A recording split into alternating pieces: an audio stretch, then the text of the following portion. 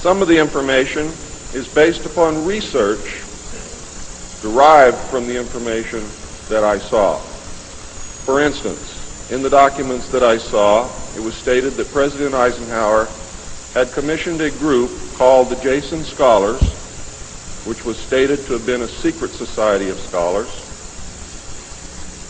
to research the deception, lies, facts, truth, and get at the root and the real truth of the alien question. It also stated that there was a group of 12 men formed by NSC Memo 5410, and that the study group was formed by NSC Memo 5411, and that there was another NSC memo issued to cover the actions of these men and explain the reasons why such prominent men were meeting on a regular basis, and that NSC memo was 5412/1 and 5412/2. 5412/1 was implemented in March of 1955, 5412/2 in November of 1955. Anyone who knows how correspondence, executive orders, and executive memos are written knows that you do not write a memo 5412 in March and then in November tack a second part onto it. The memo was originally really written in 1954. I'm going to go through the whole history. I'm going to have to leave a few things out simply because it's going to be impossible to cover everything in the hour and a half that I have. Before I begin, I would like to read two quotes to you. The first is attributed to Mr. Alistair Cook, who said, quote, "I'll be astounded if this planet is still going 50 years from now. I don't think we will reach 2000. It would be miraculous," unquote. Winston Churchill said, and I quote, "We seem to be moving, drifting, steadily against our will, against the will of every race and every people and every class, towards some hideous catastrophe. Everyone wishes to stop it, but they do not know how." What do you think he was referring to? Ronald Reagan stated on October 18, 1983, in a meeting with Thomas Dine, who is the executive director of the American Israel Public Affairs Committee, and I quote Ronald Reagan, "You know, I turn back to your ancient prophets in the Old Testament and the signs foretelling Armageddon, and I find myself wondering if we're the generation that is going to see that come about. I don't know if you've noted any of those prophecies lately, but believe me, they certainly describe the times we're going through." Now, ladies and gentlemen, during this talk that I'm going to give you, I'm going to explain to you the history of this phenomenon, who the secret government really is, and I will name them by name, beginning group, the study group. I will tell you who they are today. I'm going to tell you what this is all about. I'm going to tell you who's selling drugs to your children, and I'm going to tell you why the United States government is afraid for you to find out what the truth is regarding UFOs.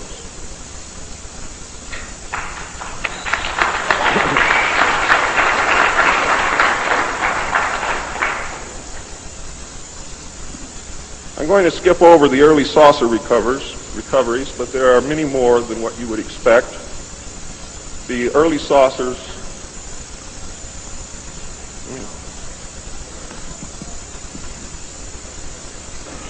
Is this any better? There were many more saucer crashes and down craft than what you have realized. There were many more alien bodies recovered, and there were more live aliens recovered than what you are aware of. But that's not important. The important thing is that they occurred, not how many and not where. The important thing is that they occurred.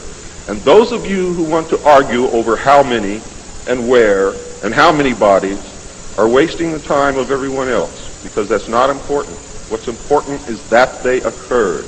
And there are two crashes that are so important that the government will go to any lengths to prevent you from finding out, and those are two crashes which occurred near the city of Aztec, New Mexico. Why? Because both of those crashed craft contained human body parts, and they are deathly afraid of a national panic.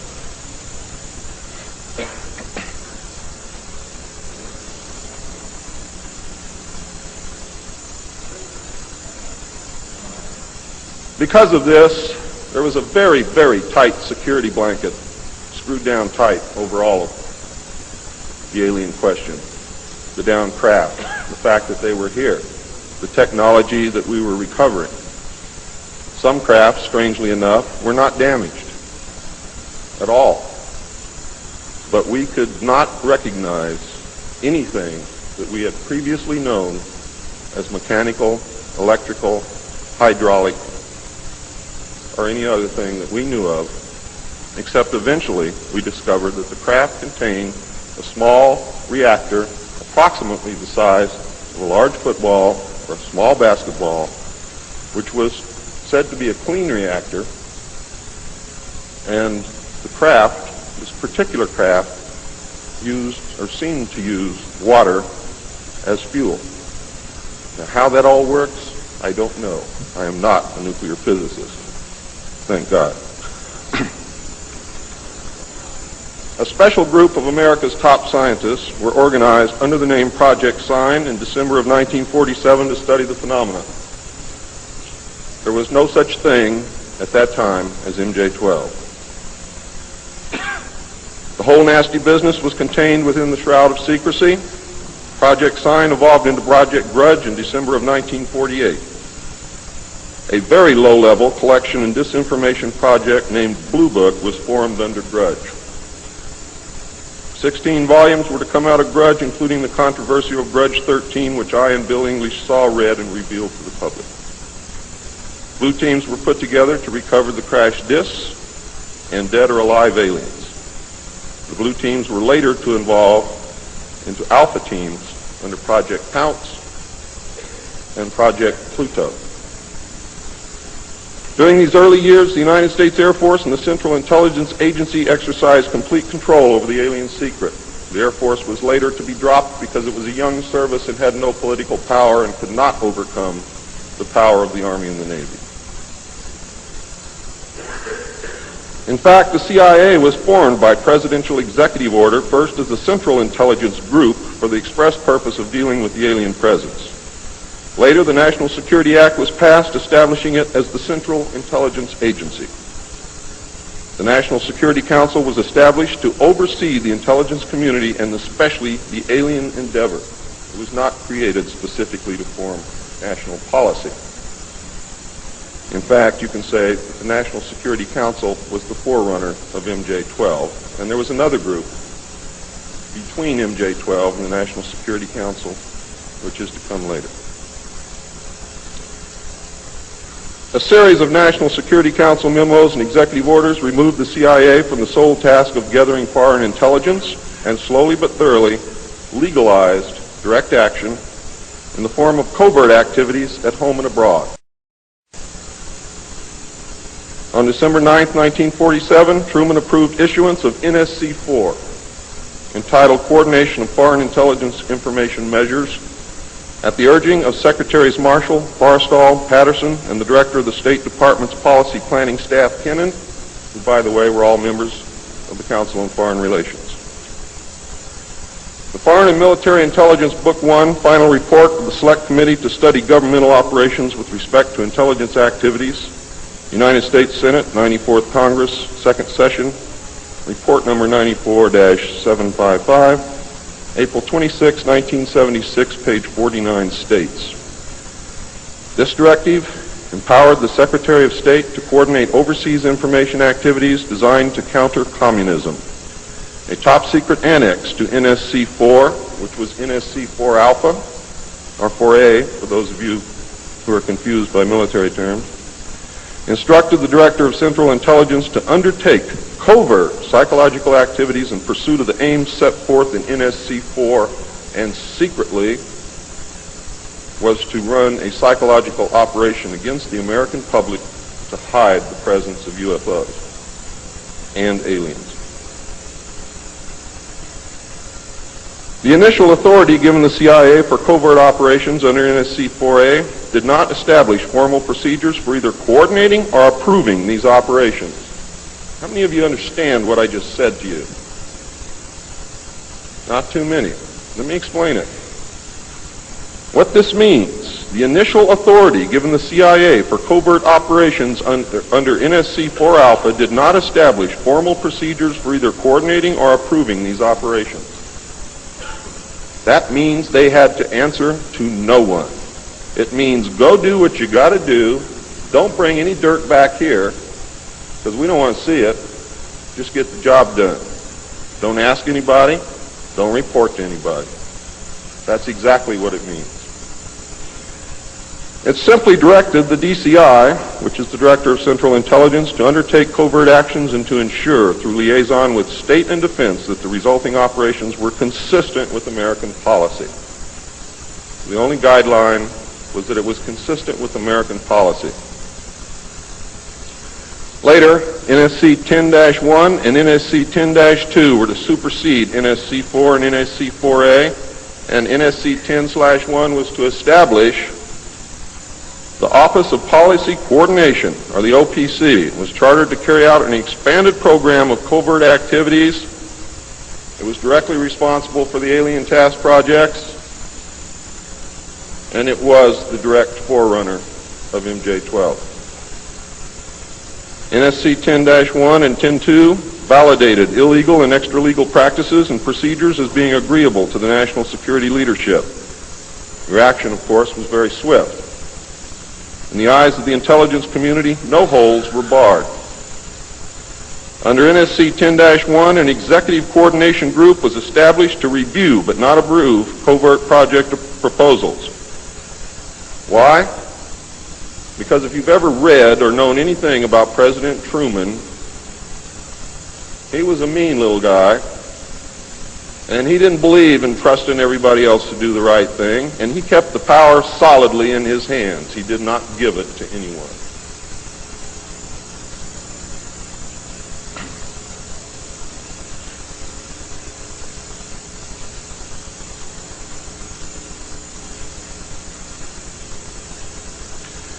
The ECG was secretly tasked to coordinate the alien projects. NSC 10/1 and 2 were interpreted to mean that no one at the top wanted to know about anything until it was over and successful.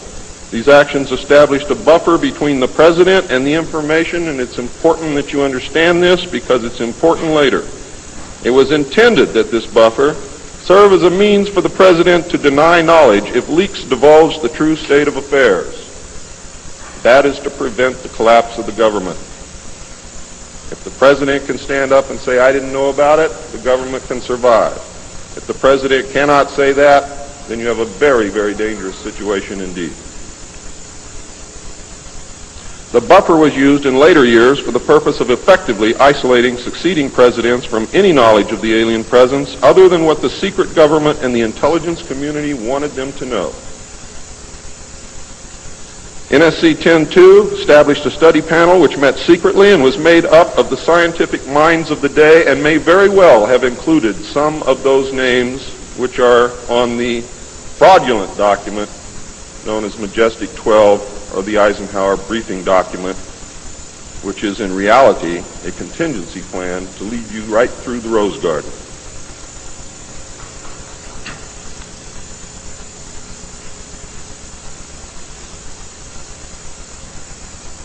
The study panel was not called MJ-12. In fact, the study panel was never called MJ-12. Another NSC memo, NSC 10/5, further outlined the duties of the study panel. These NSC memos and secret executive orders set the stage for the creation of MJ-12 only 4 years later. Now it gets nasty. Secretary of Defense James Forrestal began to object to the secrecy. He was a very idealistic and religious man who believed that the public should be told. When he began to talk to leaders of the opposition party and leaders of the Congress about the alien problem, he was asked, which is a polite way of saying you're fired, to resign by Truman. He expressed his fears to many people and rightfully believed that he was being watched and that his life was threatened.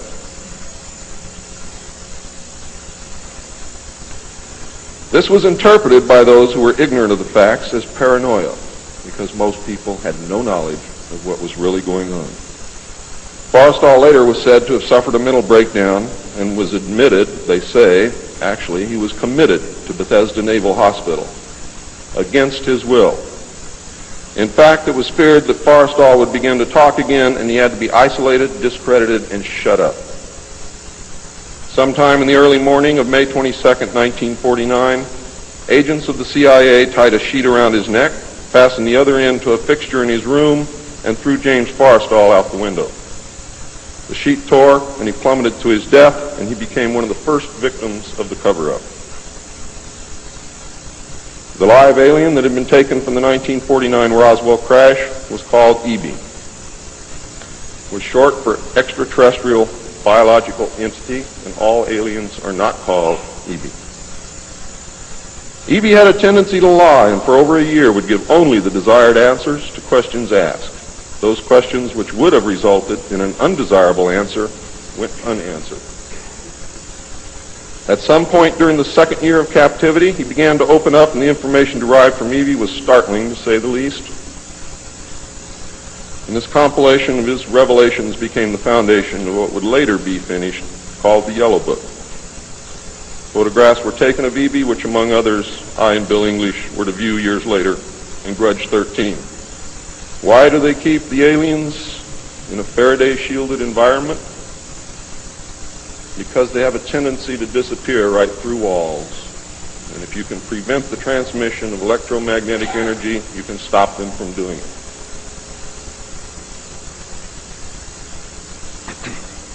In late 1951, EB became ill. Medical personnel had been unable to determine the cause of EB's illness and had no background from which to draw. EB's system was chlorophyll-based, and he processed food into energy much the same as plants. Waste material was excreted almost exactly the same as plants. It was decided that an expert in botany was called for. A botanist, Dr. Guillermo Mendoza, was brought in to try and help him recover. Those of you who have been looking for him on medical lists will not find him there. He was a PhD in botany. Dr. Mendoza worked to save EB until mid-1952 when EB died. Dr. Mendoza eventually, according to the information that I read, became the expert on at least this type alien biology. In a futile attempt to save EB and to try and gain favor with this technological superior alien race, the United States began broadcasting a call for help early in 1952 into the vast regions of space. If you know they're better than you, and if you know they can lick you, you better try and be friends with them, and that's what this effort was all about. The call went unanswered, but the project continued as an effort of good faith. President Truman created the super-secret National Security Agency by secret executive order on November 4th, 1952, and until recent years, there wasn't 1 in 50,000 people in the United States who even knew it existed. Its primary purpose was to decipher the alien communications and language and establish a dialogue with the aliens. This most urgent task was a continuation of the earlier effort and was codenamed Sigma.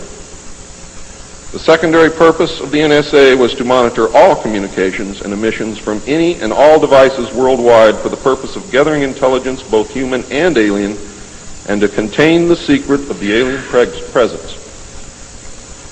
Project Sigma, ladies and gentlemen, was extremely successful. The NSA also maintains communications with the Luna base and other secret space programs.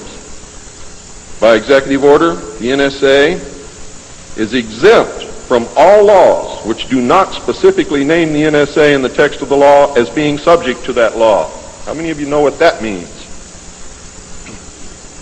That means we have a completely lawless organization running around the country doing whatever they want to do, answering to no one, and under no law which does not name the National Security Agency in the text of that law as specifically being subject to that law by executive order of the President of the United States.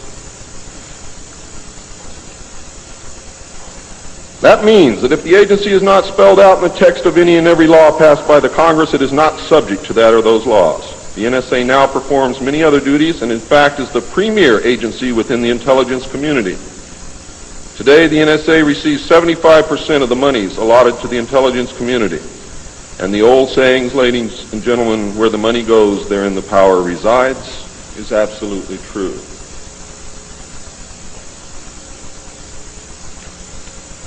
The DCI today is mainly a figurehead. He is in charge of the CIA. The CIA does have many functions which are useful to this country and some which are deadly to us. The DCI, of course, is in charge of that agency. But he is not, as everyone thinks, the head of the intelligence community. That position really and truthfully lies with the director of the National Security Agency. The primary task of the NSA is still alien communications, but now includes other alien projects as well. President Truman had been keeping our allies, including the Soviet Union, informed of the developing alien problem since the Roswell recovery. This had been done in case the aliens turned out to be a threat to the human race and thus the world. Plans were formulated to defend the Earth in case of invasion. These were international plans, which included most of the countries of the world. Great difficulty, however, was encountered in maintaining international secrecy. It was decided that an outside group was necessary to coordinate and control international efforts in order to hide the secret from the normal scrutiny of governments by the press. The result was the formation of a secret society which became known as the Bilderbergers. The headquarters of this group is in Geneva, Switzerland. The Bilderbergers evolved into a secret world government that now controls everything. The United Nations was then, and is now, an international joke.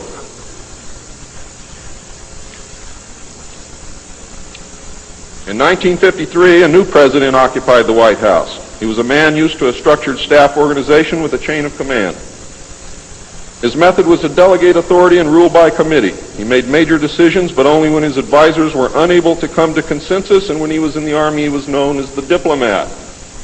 He was very good at what he did. He was very good at bringing people together, reaching consensus, and getting people to work for him.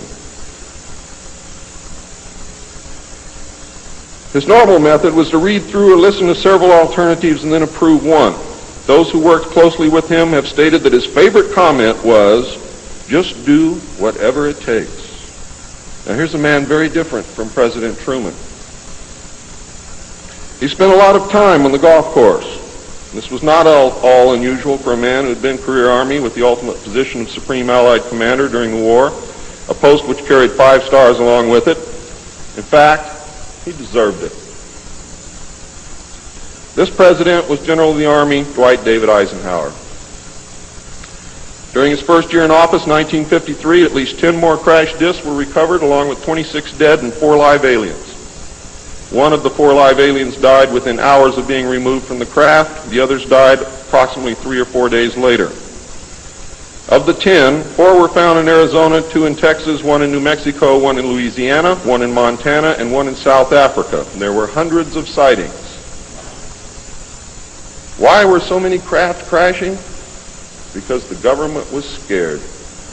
And when they found out that the radar was downing the craft, they started aiming the radar at the craft with lock-on radar and pumped the juice through. And they brought as many down as they could.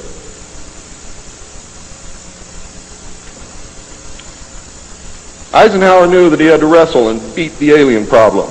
He knew that he could not do it by revealing the secret to the Congress, because, in fact, isn't that the same as telling the public?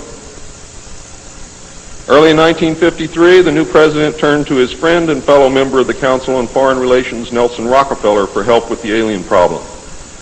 Eisenhower and Rockefeller began planning the secret structure of alien task supervision, which was to become a reality within 1 year. The idea for MJ-12 was thus born. It was Nelson's uncle Winthrop Aldrich who had been crucial in convincing Eisenhower to even run for president. The whole Rockefeller family, and with them the Rockefeller empire, had solidly backed Eisenhower. Asking Rockefeller for help with the alien problem was to be the biggest mistake Eisenhower ever made for the future of the United States and most probably all of humanity, as you will soon see. What he literally did with this act, ladies and gentlemen, is abdicate the presidency to a secret group. Within 1 week of Eisenhower's election, he had appointed Nelson Rockefeller chairman of a presidential advisory committee on government organization. Rockefeller was responsible for planning the reorganization of the government. New Deal programs went into one single cabinet position called the Department of Health, Education, and Welfare. When the Congress approved the new cabinet position in April of 1953, Nelson was named to the post of Undersecretary to Ovida Culp Hobby. In 1953, also, astronomers discovered large objects in space which were moving toward the Earth, and it was first believed that they were asteroids. However, if you know much about astronomy, you know that you can predict or project backward orbital paths of bodies in space and determine where they come from, what they're doing, where they're going, and what their orbital path really is. Well, this failed to pan out, and the evidence proved that the objects could only be spaceships intelligently guided. Project Sigma intercepted alien communications, and when the objects reached the Earth, they took up a very high orbit around the equator. There were several huge ships, and their actual intent was unknown. Project Sigma and a new Project Plato, through radio communications using the computer binary language, which the aliens understand very well, they're very mathematical minded, was able to arrange a landing that eventually resulted in face-to-face contact with alien beings from another planet.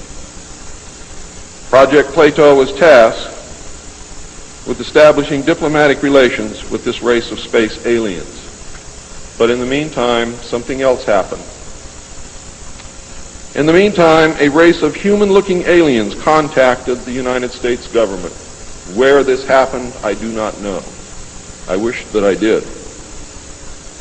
This alien group warned us against the aliens that were orbiting the equator and offered to help us with our spiritual development. They demanded that we dismantle and destroy our nuclear weapons as the major condition. They refused to exchange technology, citing that we were spiritually unable to handle the technology which we then possessed, and has not that been true throughout our history? They believed that we would use any new technology to destroy each other, as we always have. This race stated that we were on a path of self-destruction, and we must stop killing each other, stop polluting the earth, stop raping the earth's natural resources, and learn to live in harmony with each other and with nature. These terms were met with extreme suspicion, especially the major condition of nuclear armament, disarmament, and I have to say that I could not blame them in the face of so many uncertainties and so many alien surprises staring them directly in the face. It was believed that meeting that condition would leave us helpless in the face of an obvious alien threat. We also had nothing in history to help with the decision. Nuclear disarmament was not considered to be within the best interests of the United States, and the overtures were rejected. Later in 1954, the race of large-nosed gray aliens which had been orbiting the Earth landed at Holloman Air Force Base. It happened in 1954, ladies and gentlemen. If you take everything that Bob Ebenegger has ever said and subtract 10 years from it, you will be right on the money. A basic agreement was reached. An alien named Krill was left as a pledge that they would return and formalize the agreement. In effect, he was a hostage. This race identified themselves as originating from a planet around a red star in the constellation of Orion, which we call Betelgeuse. I believe that that's a lie. They lie a lot, and they deceive a lot, and it is evident through every action that they've ever done with us The truth is, ladies and gentlemen, these creatures might be from Mars, really. They claim that they are from a planet which revolves around the red star, which we call Betelgeuse. They stated that their planet was dying and that at some unknown future time they would no longer be able to survive there. This led to a second landing at Edwards Air Force Base. The historical event had been planned in advance and details of the treaty had already been agreed upon. Eisenhower arranged to be in Palm Springs on vacation. On the appointed day, the president was spirited away to the base, and the excuse was given to the press that he was visiting the dentist for a toothache. President Eisenhower met with the aliens, and a formal treaty between the alien nation and the United States of America was signed. We then received our first alien ambassador from outer space. His name and title, and I know it sounds ridiculous, but it's absolutely true. His name and title was His Omnipotent Highness Krill, pronounced Krill, spelled K-R-L-L-L or C-R-L-L-L. In the American tradition of disdain for royal titles, he was secretly called Original Hostage Krill, or O-H Krill, so that Americans would not have to say, Your Omnipotent Highness.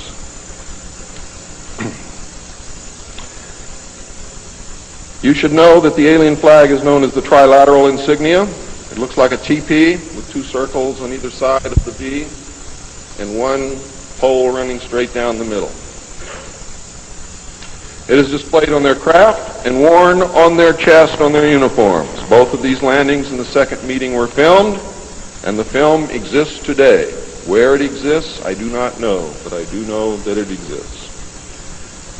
The treaty stated, the aliens would not interfere in our affairs, and we would not interfere in theirs. We were particularly interested that they do not interfere with anything that would affect our future, which has been violated. We would keep their presence on Earth a secret. They would furnish us with advanced technology and would help us in our technological development. They would not make any treaty with any other Earth nation. They could abduct humans on a limited and periodic basis for the purpose of medical examination and monitoring of our development, with the stipulation that the humans would not be harmed, would be returned to their point of abduction, that the humans would have no memory of the event, and that the alien nation would furnish MJ-12 with a list of all human contacts and abductees on a regularly scheduled basis. And this is not being done. It was agreed that each nation would receive the ambassador of the other for as long as the treaty remained in force. It was further agreed that the alien nation and the United States would exchange 16 personnel each to the other with the purpose of learning each of the other. The alien guests would remain on Earth, and the human guests would travel to the alien point of origin for a specified period of time, then return, at which point a reverse exchange would be made. I have no knowledge whatsoever of what happened to those original 16 humans who left the Earth with the aliens. It was also agreed that bases would be constructed underground for the use of the alien nation, and that 2 bases would be constructed for the joint use of the alien nation and the United States government. The base at Dulce is one, the base at S4 in the area known as Area 51 or Dreamland is the second. Exchange of technology would take place in the jointly occupied bases. These alien bases would be constructed under Indian reservations in the 4 corners of Utah, Colorado, New Mexico, and Arizona, and one would be constructed in Nevada in the area known as S4, located approximately 7 miles south of the western border of Area 51, otherwise known as Dreamland. All alien areas are under complete control of the Naval Department, and all personnel who work in these complexes receive their checks from the Navy. Construction of the bases began immediately, but progress was slow until large amounts of money were made available in 1957, and in the meantime work continued on the Yellow Book with the information derived from the guests.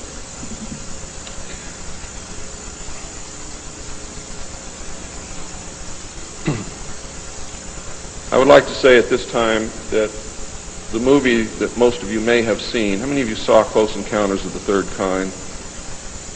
That movie was absolutely true. Those events did take place.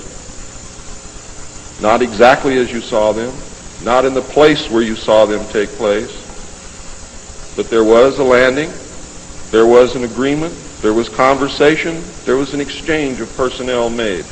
I would like to say now also that J. Allen Hynek was the technical director on that movie, and he was also the co-author of Grudge 13, which I read between the years 1970 and 1973, along with another man named Lieutenant Colonel Friend.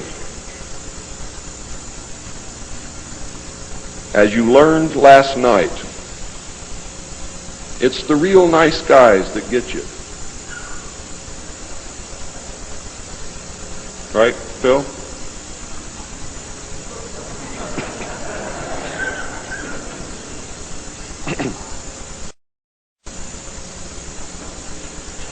Project Red Light was formed, and experimentation in test-flying alien craft was begun in earnest. As I told you earlier, many of the craft we recovered were intact, appeared to have no damage whatsoever. One craft actually exploded over the test site during testing sometime in the early 60s. I'm not sure what the exact date is, but the explosion is said to have been seen over 3 states. Project Red Light, according to the information that I have, was postponed at that time because they had no idea what had happened or why the craft had exploded, but they lost the pilots, and the project went on hold. A super top-secret facility was built at Groom Lake in Nevada in the midst of the weapons test range. It was codenamed Dreamland. Until this area was built, testing was done at the Tonopah test range, and that's why some of you have conflicting information. The installation was placed under the Department of the Navy, and clearance of all personnel required a Q clearance as well as executive, which means presidential or majestic approval.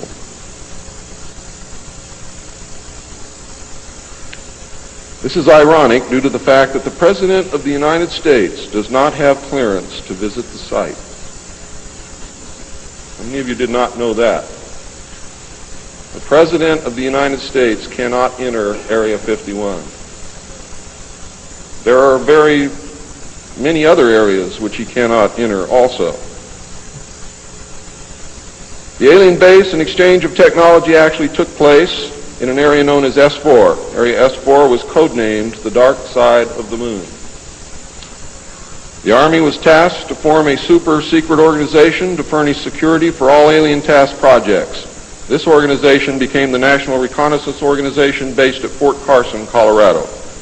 The specific teams trained to secure the projects were called Delta. A second project, codenamed Snowbird, was promulgated to explain away any sightings of the red light craft as being Air Force experiments.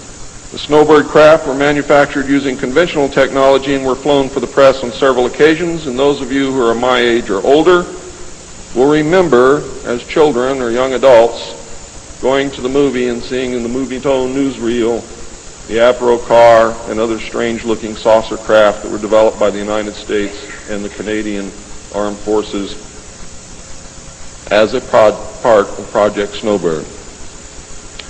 Project Snowbird was also used to debunk legitimate public sightings of alien craft, also called UFOs.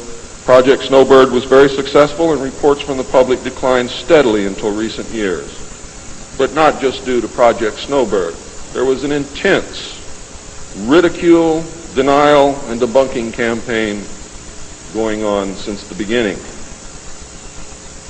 People stopped reporting what they saw. A multi-million-dollar secret fund was organized and kept by the military office of the White House. This fund was used to build over 75 deep underground facilities. Presidents who asked were told the fund was used to build deep underground shelters for the president in case of war. Only a few were built for the president. Millions of dollars were funneled through this office to MJ-12 and then out to the contractors, and was used to build top-secret alien bases as well as top-secret dumb or deep underground military bases. I think dumb is very appropriate. And the facilities promulgated by Alternative 2 throughout the nation. President Johnson used this fund to build a movie theater and pave the road on his ranch, and I believe he also used it to fix his shower. He had no idea of its true purpose, but he felt that because it was military money, it was his money. The secret White House Underground Construction Fund was set up in 1957 by President Eisenhower. And you can forget Truman because Eisenhower has done everything that's been done to us, not intentionally, not to hurt us, in the beginning to protect us. The funding was obtained from Congress under the guise of construction and maintenance of secret sites where the president could be taken in case of military attacks, called presidential emergency sites. The sites are literally holes in the ground deep enough to withstand a nuclear blast and are outfitted with state-of-the-art communications equipment. To date, there are more than 75 sites spread around the country that I can account for, which were built using money from this fund. The Atomic Energy Commission has built at least an additional 22 underground sites, again, that I can account for. The location and everything to do with these sites were and are considered and treated as top secret. The money was and is in control of the military office of the White House and was and is laundered through a circuitous web that even the most knowledgeable spy or accountant cannot follow.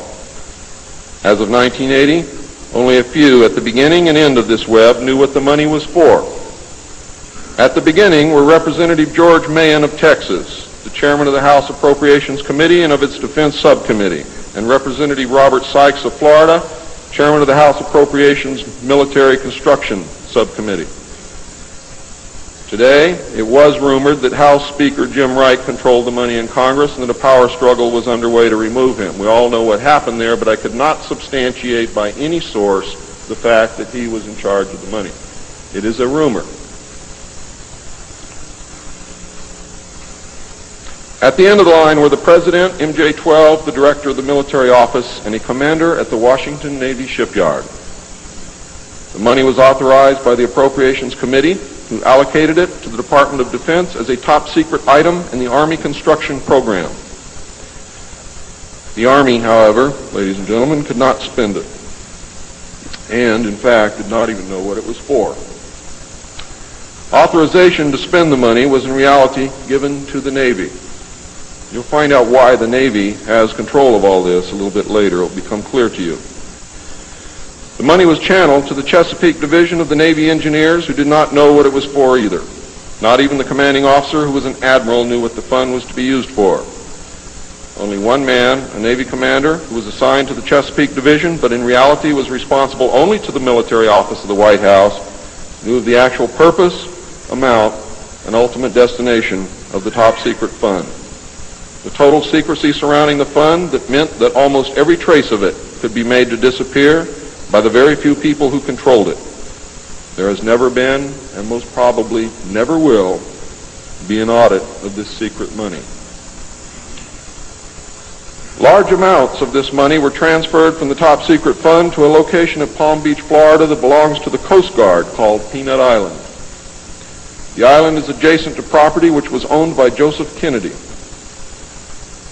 The money was said to have been used for landscaping and general beautification. The money did not begin to be transferred to Peanut Island until shortly after Kennedy's assassination. Some time ago, a TV news special on the Kennedy assassination told of a Coast Guard officer transferring money in a briefcase to a Kennedy employee across this property line. It was on television. Could this have been a secret payment to the Kennedy family for the loss of their son, John F. Kennedy?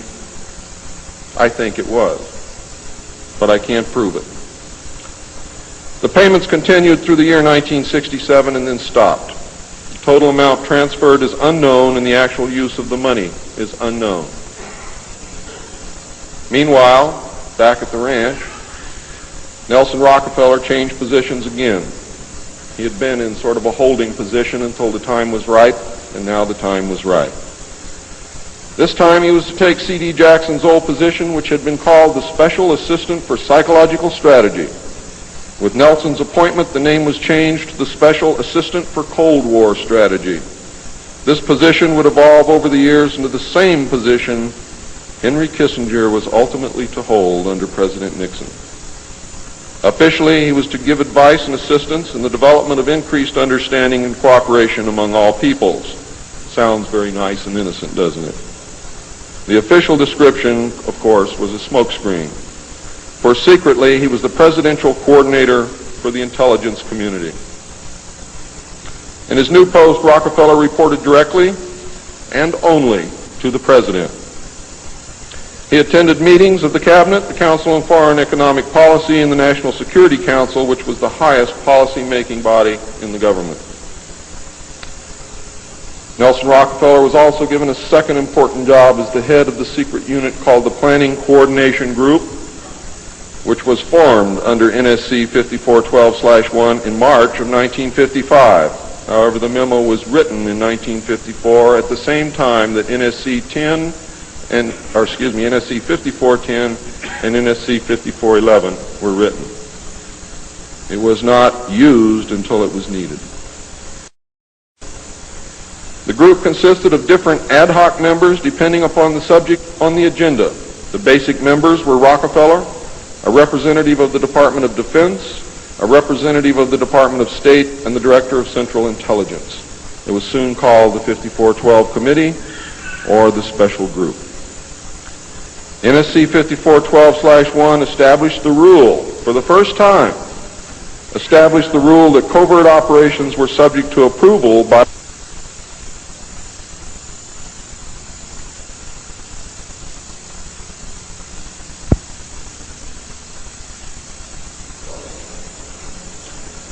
secret executive memorandum. NSC 5410, Eisenhower had preceded NSC 5412/1 in 1954 to establish a permanent committee, not ad hoc, to be known as Majority 12, MJ12, to oversee and conduct all covert activities concerned with the alien question. NSC 5412/1 was created to explain the purpose of these meetings when Congress and the press became curious as to why such important and prominent men were meeting on a regular basis. Majority 12 was made up of Nelson Rockefeller, the Director of Central Intelligence Allen Welsh Dulles, the Secretary of State John Foster Dulles, the Secretary of Defense Charles E. Wilson, the Chairman of the Joint Chiefs of Staff Admiral Arthur W. Radford, and that's why the Navy got everything, because the first Chairman of the Joint Chiefs of Staff who served on MJ-12 was Navy. If it had been an Army general, the Army would have had it. The Director of the Federal Bureau of Investigation, J. Edgar Hoover, and that should answer a lot of questions for you, and 6 men from the Executive Committee of the Council on Foreign Relations known as the Wise Men. These men were all members of a secret society of scholars that called themselves the Jason Society. See you smiling, Bill. Thought I didn't know it, didn't you? Fooled you. Are the Jason Scholars who recruited their members from the Skull and Bones and the Scroll and Key societies of Harvard and Yale. And that was stated verbatim in Operation Majority. The Wise Men were key members of the Council on Foreign Relations. There were 12 members, including the first 6 from government positions, thus Majority 12. This group was made up over the years of the top officers and directors of the Council on Foreign Relations and later the Trilateral Commission. Gordon Dean, George Bush, and Zbigniew Brzezinski were among them. The most important, however, and influential of the Wise Men who served on MJ-12 were John McCloy, Robert Lovett,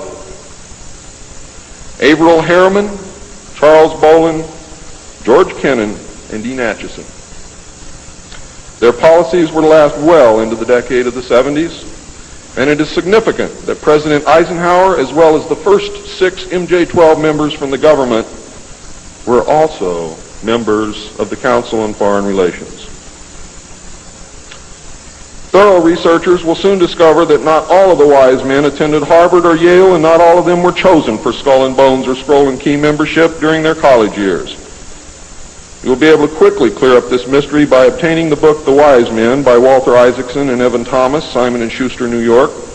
And under illustration number 9 in the center of the book, you will find the caption, "Lovett with the Yale unit, above far right and on the beach. His initiation into Skull and Bones came at an airbase near Dunkirk."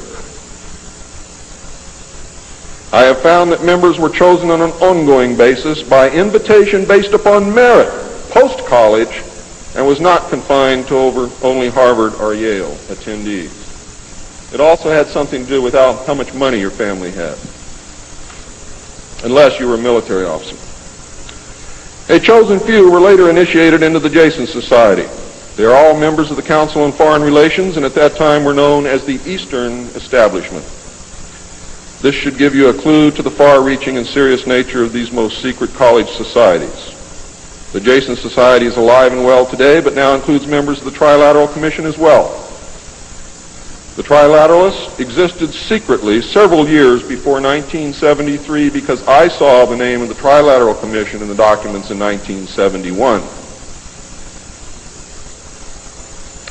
The name of the Trilateral Commission was taken from the alien flag known as the Trilateral Insignia. And that should give you some clue as to how much trouble you're in. Majority 12 was to survive right up to the present day. Under Eisenhower and Kennedy, it was erroneously called the 5412 Committee, or more correctly, the Special Group. In the Johnson administration, it became the 303 Committee, named after the room that they met in at the White House when they met at the White House. Because the name 5412 had been compromised in the book The Secret Government. Actually, it was not compromised. It was intentionally leaked to explain the purpose of the meeting of these men so that no one would go looking for NSC 5410 and NSC 5411. And I wish you all luck. I hope that you're able to dig it out.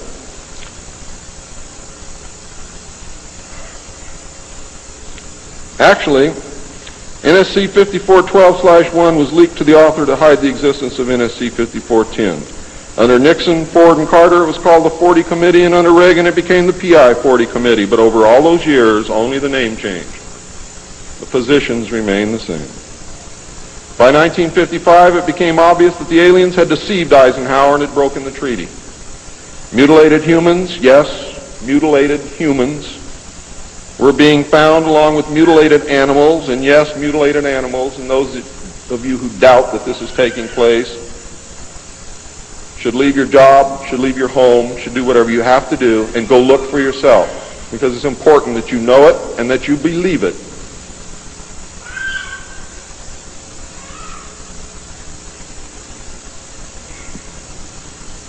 These things were being found all across the United States. It was suspected that the aliens were not submitting a complete list of human contacts and abductees to MJ-12, and it was suspected that not all abductees had been returned, and this has been verified. The Soviet Union was suspected of interacting with them, and this proved also to be true. It was learned that the aliens had been and were then manipulating masses of people through secret societies, witchcraft, magic, the occult, and religion. After several Air Force combat air engagements with alien craft, it also became apparent that our weapons were no match against theirs. In November of 1955, NSC 5412/2 was issued, establishing a study committee to explore all factors which are involved in the making and implementing of foreign policy in the nuclear age. This, again, was only a blanket of snow that covered the real subject of study, which was the alien question. For, in fact, 5412/2 had, as I told you earlier, been written in 1954, when NSC 5410 and 5411 was written, and 5411, by secret executive memorandum, in 1954, the study group was commissioned to examine all the facts, evidence, lies, and deception and discover the truth of the alien question. NSC 54/2 was only a cover that had become necessary when the press began inquiring as to the purpose of regular meetings of such important men. When the press asked Gordon Dean, somewhere near the end of 1954, why they were meeting and what they were studying, Gordon Dean says, "As of yet, we have no direction, but we're working on it." It then became necessary to find a direction and find a reason for these meetings, and that's exactly what they did. The first meetings began in 1954 and were called the Quantico meetings because they met at the Quantico Marine Base. See, one thing I knew, ladies and gentlemen, I know who they are. I know what they were called. All I had to do was find out who belong to those names, and it's impossible to hold meetings of 36 prominent men secret over such a long period of time. The study actually lasted 3 years, not forever. It was a 3-year study, period.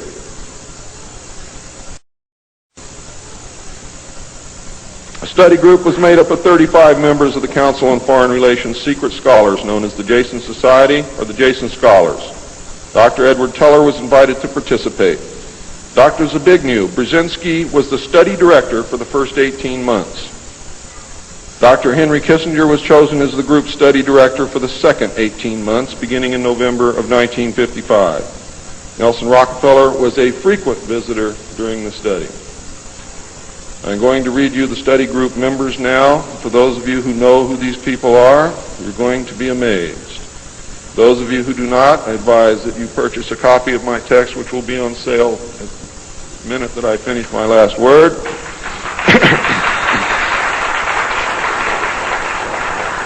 And research everything that I'm telling you, and your own research will tell you that I am telling you the truth, and I don't have to do that. You see, I'm a witness. I'm not a ufologist, and I'm not by profession a researcher. I'm doing this because I want the Constitution put back where it belongs.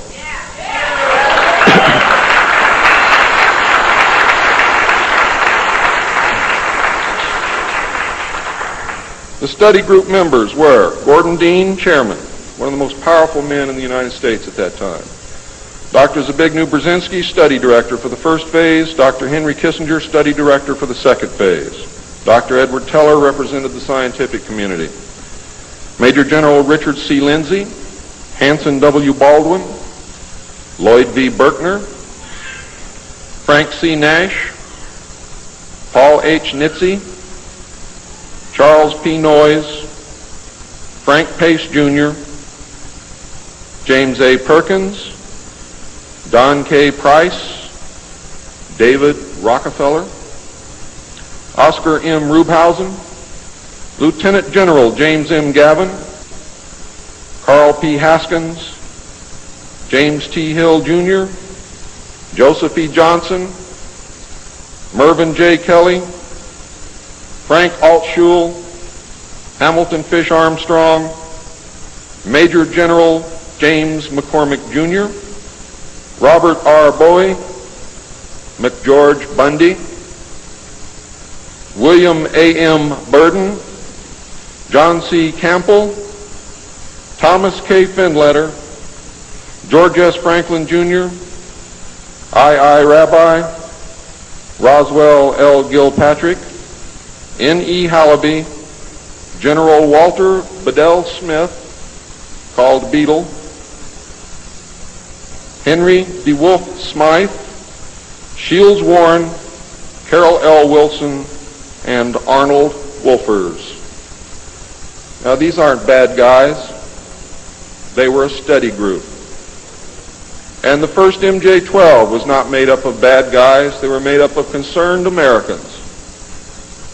What happened later became bad. The yanking of power away from the president, the formation of a secret government, the sale of drugs to the American people, etc., etc., etc. And I'm going to cover most of those things before I'm finished. It's about time. The second phase meetings were also held at the Marine base at Quantico, Virginia, and the group became known as Quantico 2. Nelson Rockefeller built a retreat somewhere in Maryland which could only be reached by air for MJ-12 and the study committee so that they could meet away from public scrutiny. He donated the land, he built the facilities. Say hello for me, Phil.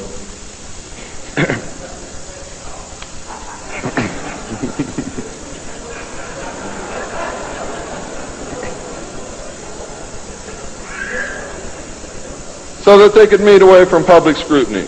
The secret meeting place is known by the code name, the Country Club. Complete living, eating, recreation, library, and meeting facilities exist at the location. The study group was publicly closed in the later months of 1956, and Henry Kissinger published what was officially termed the results in 1957 as Nuclear Weapons and Foreign Policy by Henry A. Kissinger. published for the Council on Foreign Relations by Harper & Brothers, New York. In truth, the manuscript had already been 80% written while Kissinger was at Harvard. The study group continued veiled in secrecy. A clue to the seriousness Kissinger attached to the study can be found in statements by his wife and friends. Many of them stated that Henry would leave home early each morning and return late each night without speaking to anyone or responding to anyone. It seemed, in fact, as if he were in another world which held no room for anyone else. Now, when they say that he would not speak to anyone or respond to anyone, they meant it literally. I find these statements very revealing.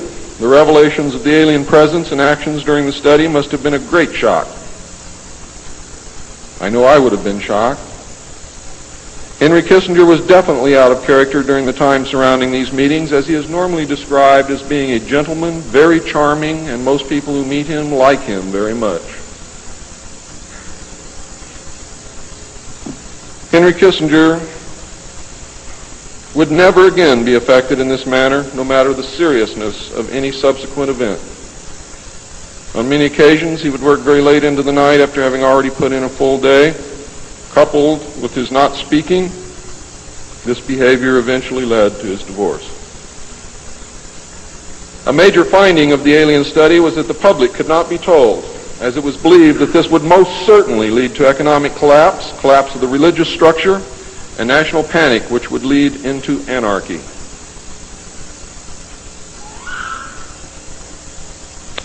Secrecy thus continued.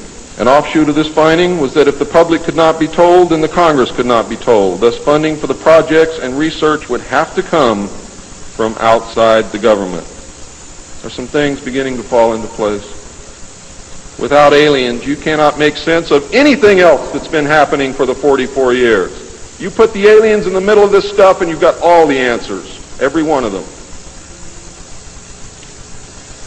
In the meantime, money was to be obtained from the military budget and from CIA confidential non-appropriated funds.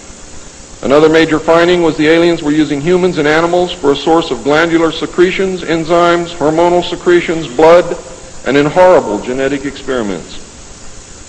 The aliens explained these actions as necessary to their survival. What I'm going to tell you now is very sad if it's true, because I am unable to weed through the lies and deception and really find the truth. All I know is what they told us. They stated that their genetic structure had deteriorated and that they were no longer able to reproduce. They stated that if they were unable to improve their genetic structure, their race would soon cease to exist.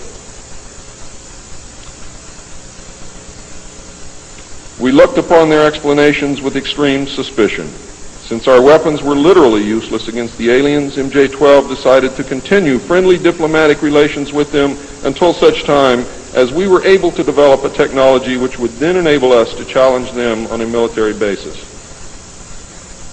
Overtures would have to be made to the Soviet Union and other nations to join forces for the survival of humanity. In the meantime, plans were developed to research and construct two weapon systems using conventional and nuclear technology, which would hopefully bring us to parity. The results of the research were projects Joshua and Excalibur.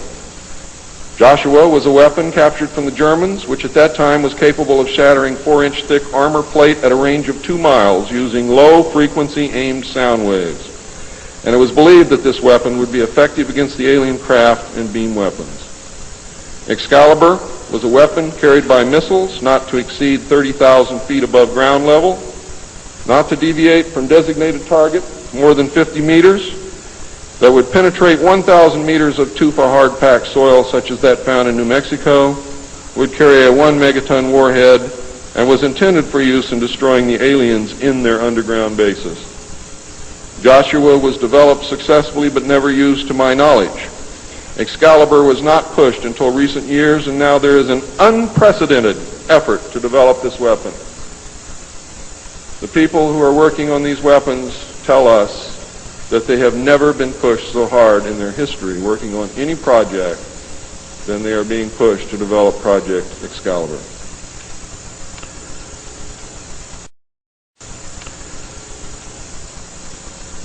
Now, what I'm going to read you next may upset some of you, but it's absolutely true. The events at Fatima in the early part of the century were scrutinized.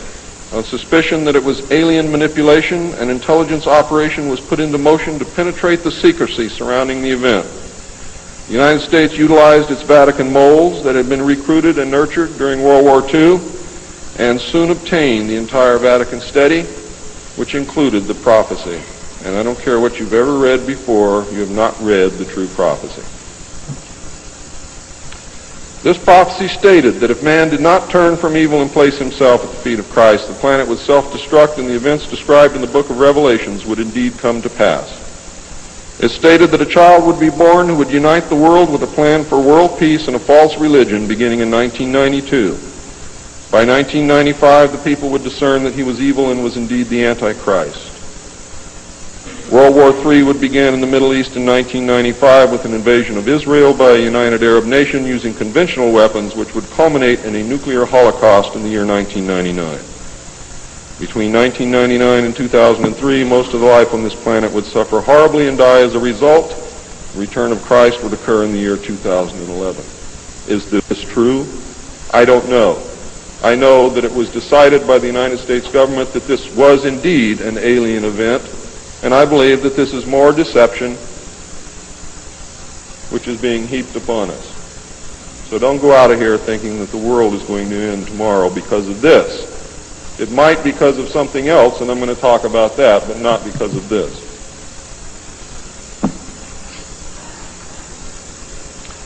When the aliens were confronted with this finding, they confirmed that it was true. The aliens explained that they had created us through hybridization and had manipulated the human race through religion, Satanism, witchcraft, magic, the occult, secret societies, etc. They further explained that they were capable of time travel and the events would indeed come to pass. Later exploitation of alien technology by the United States and the Soviet Union utilizing time travel confirmed that indeed something bad was going to happen. The aliens showed a hologram which they claimed was the actual crucifixion of Christ, which the government filmed. We did not know whether to believe them or not. Were they using our genuine religions to manipulate us? Or were they indeed the source of our religions with which they had been manipulating us all along? Or was this the beginning scenario of the genuine end times and the return of Christ which had been predicted in the Bible? No one knew the answer, and I don't know the answer either. A symposium was held in 1957, which was attended by some of the great scientific minds then living. It was held in Huntsville, Alabama. They reached the conclusion that by or shortly after the year 2000, the planet would self-destruct due to increased population and man's exploitation of the environment without any help from God or the aliens. By secret executive order of President Eisenhower, the Jason scholars were ordered to study this scenario and make recommendations from their findings. This was done. The Jason Society confirmed the finding of the scientists and made 3 recommendations called Alternatives 1, 2, and 3. Alternative 1 was to use nuclear devices to blast holes in the stratosphere from which the heat and pollution could escape into space. I'll buy heat, but I'll never buy pollution.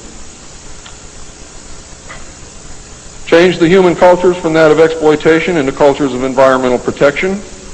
Of the 3, this was decided to be the least likely to succeed due to the inherent nature of man and the additional damage the nuclear explosions would themselves create. Alternative 2 was to build a vast network of underground cities and tunnels in which a select representation of all cultures and occupations would survive and carry on the human race. The rest of humanity would be left to fend for themselves on the surface of the planet. Alternative 3 was to exploit the alien and conventional technology in order for a select few to leave the Earth and establish colonies in outer space. I am not able to either confirm or deny the existence of batch consignments of human slaves which would be used for the manual labor in the effort as a part of the plan. The moon, codenamed Adam, would be the object of primary interest, followed by the planet Mars, codenamed Eve. As a delaying action, all three alternatives included birth control, sterilization, forced if necessary, and the introduction of deadly microbes to control or slow the growth of the Earth's population. AIDS is only one result of these plans. There are others.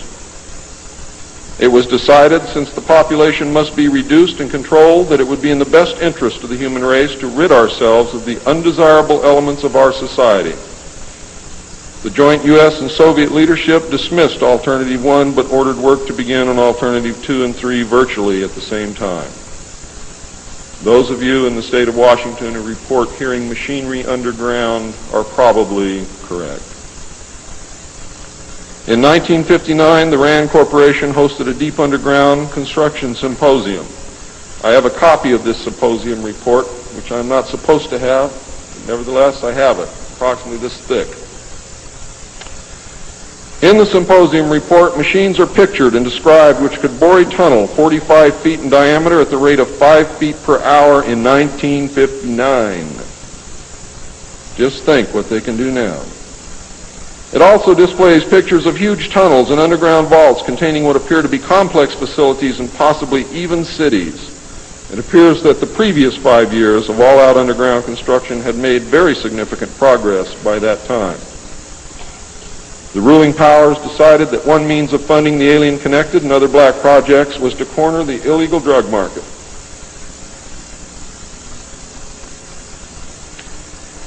A young, ambitious member of the Council on Foreign Relations was approached. His name is George Bush, who at the time was the president and CEO of Zapata Oil based in Texas. Zapata Oil was experimenting with the new technology of offshore drilling. It was correctly thought that the drugs could be shipped from South America to the offshore platforms by fishing boat, where it would then be taken to shore by the normal transportation used for supplies and personnel. By this method, no customs or law enforcement agency would subject the cargo to search. George Bush agreed to help and organize the operation in conjunction with the CIA. The plan worked better than anyone had thought and has since expanded worldwide, and there are now many other methods of bringing the illegal drugs into the country. But it must always be remembered that George Bush began the sale of drugs to our children. Now, if you think I'm crazy, get off your butt and start digging, because you will find out that it's absolutely true. The CIA now controls all the world's illegal drug markets. The official space program was boosted by President Kennedy in his inaugural address when he mandated that the United States put a man on the moon before the end of the decade. Although innocent in its conception, this mandate enabled those in charge to funnel vast amounts of money into black projects and conceal the real space program from the American people.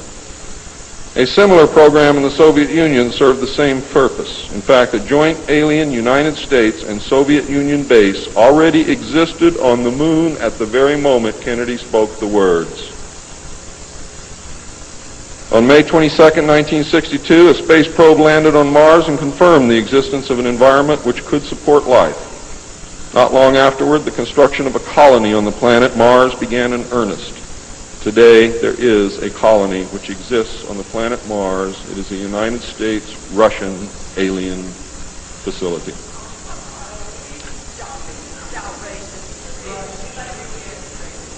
If you believe it's outrageous, stick around a few years.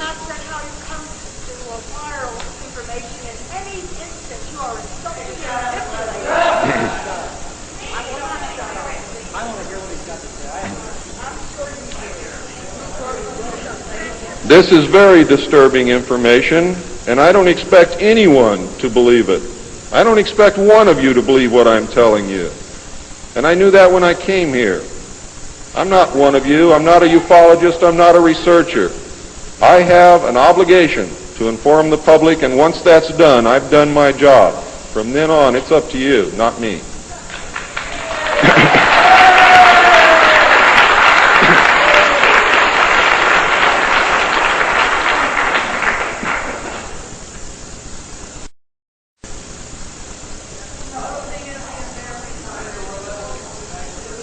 This colony exists on Mars, populated by specially select people from different cultures and occupations taken from all over the earth.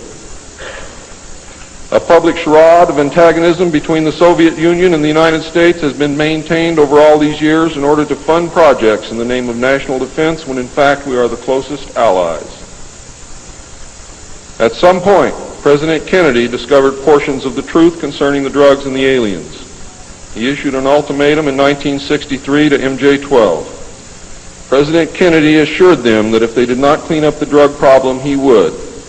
He informed MJ-12 that he intended to reveal the presence of aliens to the American people within the following year and ordered a plan developed to implement his decision. President Kennedy was not a member of the Council on Foreign Relations and knew nothing of Alternative 2 or Alternative 3 that I can find out. Internationally, the operations were supervised by an executive committee known as the Policy Committee. In the United States, they were supervised by MJ-12 and in the Soviet Union by a sister organization. President Kennedy's decision, of course, struck fear into these people. His assassination was ordered by the Policy Committee, and the order was carried out by agents of MJ-12 in Dallas. President John F. Kennedy was murdered by the Secret Service agent who drove his car in the motorcade, and the act is plainly visible in the film. It was stated in the documents that I saw. The assassin's name is William Greer. Watch the driver and not Kennedy when you view the film, when you can find a film that even shows it. All of the witnesses who were close enough to the car to see William Greer shoot Kennedy were themselves all murdered within 2 years of the event. That's fact. The Warren Commission was a farce, and Council on Foreign Relations members made up the majority of its panel. They succeeded in snowing the American people, and they hid the truth. And many other patriots who have attempted to reveal the alien secret have also been murdered throughout the intervening years. And that is why I've been so careful about the information that I released, because it was so important that I get here today to be able to tell you the truth, and what happens after me, after today, is of no consequence whatsoever. But what you do is. During the era of the United States' initial space exploration and the moon landings, every launch was accompanied by alien craft. A moon base dubbed Luna was sighted and filmed by the Apollo astronauts. Domes, spires, tall round structures which look like silos, huge T-shaped mining vehicles which left stitch-like tracks in the lunar surface, and extremely large as well as small alien craft appear in the photographs. It is, in fact, a joint United States-Russian and alien base. The space program is a farce and an unbelievable waste of money. Alternative 3 is a reality, and it is not at all science fiction. Most of the Apollo astronauts were severely shaken by this experience, and their lives and subsequent statements reflect the depths of the revelation and the effect of the muzzle order which followed. They were ordered to remain silent or suffer the extreme penalty, death, which was termed an expediency. One astronaut actually did talk to the British producers of the TV expose Alternative 3, confirming many of the allegations. However, I do not know who it was. In the book, Alternative 3, the pseudonym Bob Groden was used in place of the astronaut's identity. It was also stated that he committed suicide in 1978. This cannot be validated by any source, and I believe that several so-called facts in the book are really disinformation. However, I can assure you that Alternative 3 is real. I firmly believe that this disinformation is a result of pressure put upon the authors and is meant to nullify the effect upon the populace of the British TV expose entitled Alternative 3. The headquarters of the international conspiracy is in Geneva, Switzerland. The ruling body is made up of representatives of the governments involved as well as the executive members of the group known as the Bilderbergers. Meetings are held by the Policy Committee when necessary on a nuclear submarine beneath the polar ice cap. The secrecy is such that this was the only method which could ensure that the meetings could not be bugged and is the only place where they discuss their most secret matters. I can say that the book is at least 70% true from my own knowledge and the knowledge of my sources. I believe that the disinformation was an attempt to compromise the British TV expose with information which could be proven false, just as the Eisenhower briefing document was released here in the United States under the contingency plan Majestic 12, and which can also be proven false. Since our interaction with the aliens began, we have come into possession of technology beyond our wildest dreams. A craft named Aurora exists at Area 51, which makes regular trips into space. It is a one-stage ship called a TAV, or trans-atmospheric vehicle. And it can take off from the ground using a 7-mile runway, go into high orbit, return on its own power, and land on the same runway. We currently have and fly atomic-powered alien craft at Area S4 in Nevada. Our pilots have made interplanetary voyages in these craft and have been to the Moon, Mars, and other planets aboard these craft. There is a group of pilots at the base who wear a patch, which has a little alien peeking over the bottom. It has, I think, 3 or 4 letters at the top. I forget what they are, but John Lear knows what they are. There is a picture of Saturn and a picture of Mars in the photograph. And in the background, there are 7 stars, which are strangely shaped just like the stars in the Pleiades group. What that means, I don't know. We have been lied to about the true nature of the moon, the planets Mars and Venus, and the real state of technology that we possess today at this very moment. There are areas in the moon where plant life grows and even changes color with the seasons. And this seasonal effect is because the moon does not, as claimed, always present the exact same side to the Earth or the sun. There is an area that wobbles in and out of darkness on a seasonal basis, and it is near this area that the plant life grows. The moon does have a few man-made lakes and ponds upon its surface, and clouds have been observed and filmed in its atmosphere. How many of you remember the period of time, several years, when almost every reported alien craft that was reported landed was on or near water and appeared to be pumping water into the craft? How many of you remember that? Quite a few. The water went to the moon, ladies and gentlemen, to change the moon. And it is working.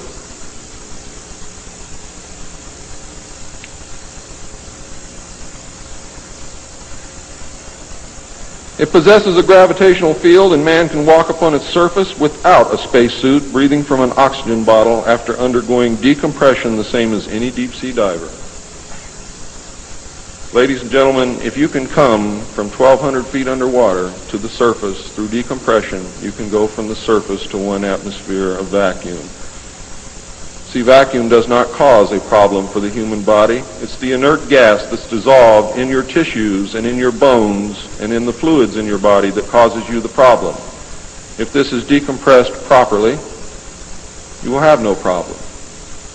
All you need is a very small amount of oxygen, a very small pressure to breathe. You will suffer no harm, except for one thing, that oxygen becomes toxic after breathing it over a long period of time.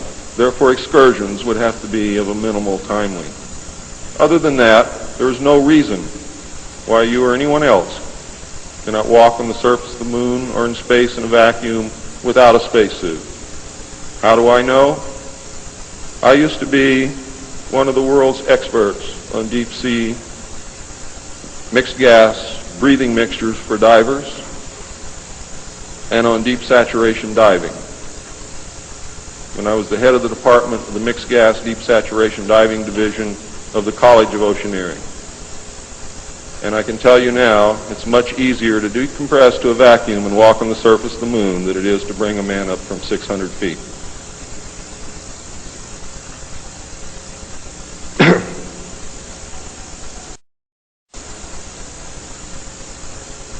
I have seen the photographs, and some of them were actually published in a book called We Discovered Alien Bases on the Moon by Fred Steckling. However, all the photographs are not there, but there are some very good ones. I would advise you to buy the book. I would advise you to look at the photographs, get the NASA number, and send for them. I doubt that you can still get them, but at one time you could. In 1969, a confrontation broke out between the human scientists and the aliens at the Dulce Underground Lab. The aliens took many of our scientists hostage. Delta forces were sent in to free them, but were no match against the alien weapons. 66 of our people were killed during this action. As a result, we withdrew from all joint projects for at least 2 years. A reconciliation eventually took place, and once again we began to interact. As far as I know, today we are interacting with the aliens. Now,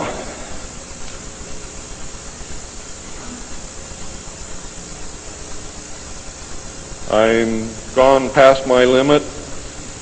I'm not going to infringe upon the other speakers. The text of my speech will be on sale outside.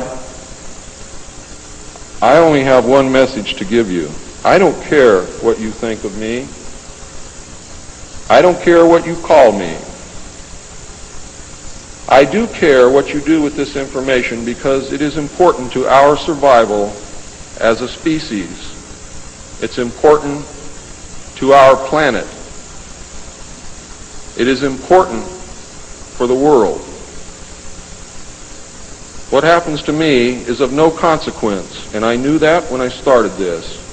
And over the last 17 years, I knew that someday I was going to have to get up and say this, whether I wanted to or not, whether I was afraid or not.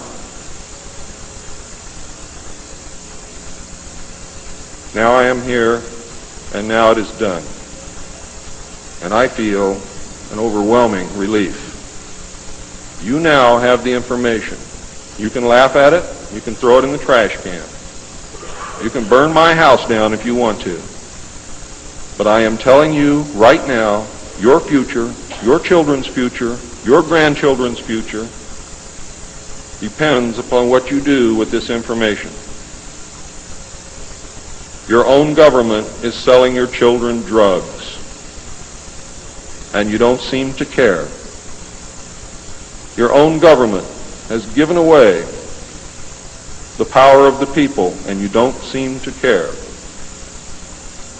There is an apathy that is running rampant in this country that is deadly, whether or not there are aliens.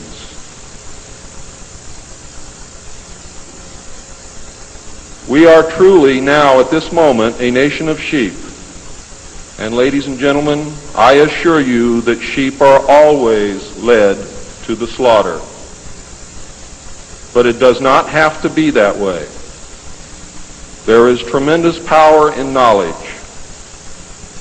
There is also tremendous power in secrecy.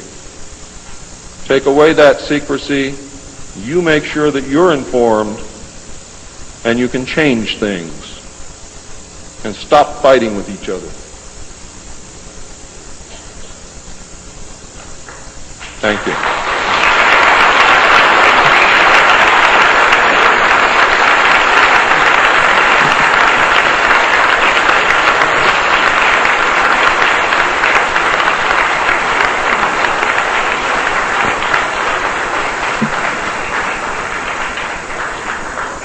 This time, ladies and gentlemen, I think a 5-minute break is in order. What do you think, John?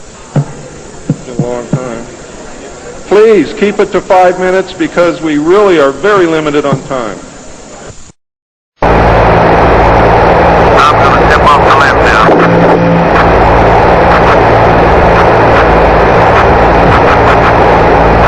It's one small step for man, one giant leap.